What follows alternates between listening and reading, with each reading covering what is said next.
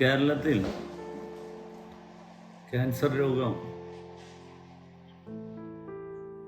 വളരെ വേഗത്തിൽ വർദ്ധിച്ചുകൊണ്ടിരിക്കുക.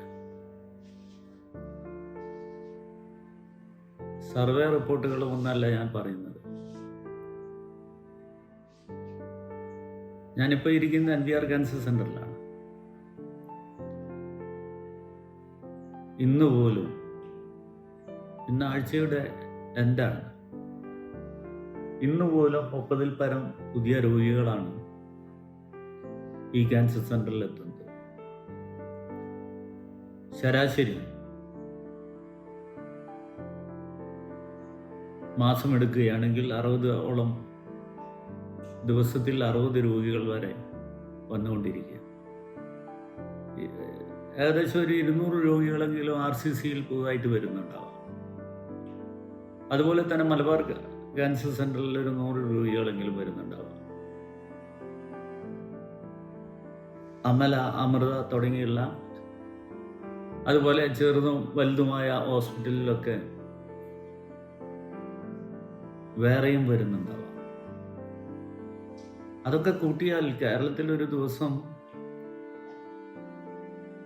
ഏകദേശം 1000 രോഗികളെങ്കിലും പുതുതായിട്ട് ക്യാൻസർ ബാധിതരാകുന്നുണ്ട് എന്നാണ് എൻ്റെ ഒരു തോന്നൽ. ശരിയാണോ?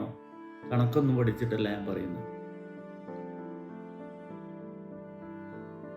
ക്യാൻസർ വന്നു കഴിഞ്ഞാൽ ആ കുടുംബം ആകെ പ്രയാസപ്പെടുകയാണ്. ചികിത്സയ്ക്ക് ഭീമമായ തുക ആവശ്യമാണ്. അത് എവിടുന്ന് കണ്ടെത്തും? അപ്പോഴാണ് ആളുകൾ ഓടുന്നത് പണം കണ്ടെത്താൻ. അപ്പോൾ കയ്യിലുള്ള സ്വത്തോ അല്ലെങ്കിൽ കടം വാങ്ങിയോ എങ്ങനെയെങ്കിലും ചികിത്സിക്കും. ഇല്ലെങ്കിൽ നമ്മുടെ നാട്ടുകാർ പിരിവെടുത്തോ എങ്ങനെയെങ്കിലും ചികിത്സ നടത്തും. പക്ഷെ അതിനൊക്കെ ഒരു പരിഹാരമാണ് കാലിക്കറ്റ് സിറ്റി സർവീസ് സഹകരണ ബാങ്ക് കണ്ടെത്തിയ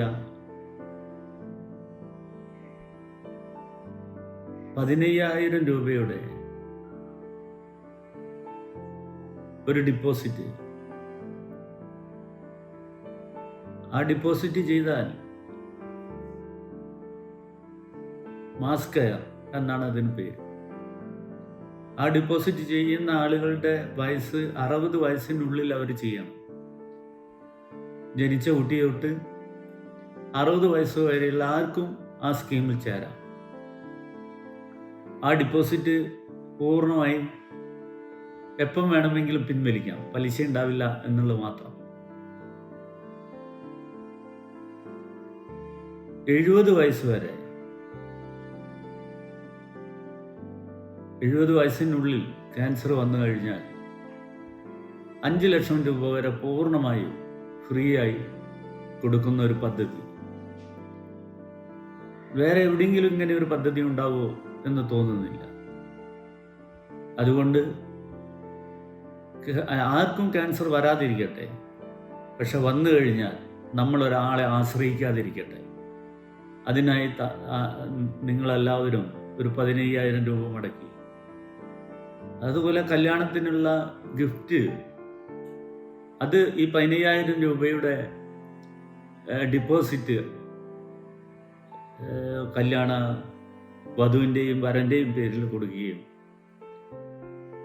അതുപോലെ ആർക്കെങ്കിലും നല്ല കാര്യങ്ങൾ ചെയ്യാൻ നിങ്ങൾക്ക് ചാരിറ്റി ചെയ്യണമെങ്കിൽ ആ ചാരിറ്റി ഒരു 15,000 രൂപ നിങ്ങൾ ഇഷ്ടപ്പെടുന്ന ഒരാളുടെ പേരിൽ ഡിപ്പോസിറ്റായി മാറ്റുകയും ഒക്കെ ചെയ്തുകൊണ്ട്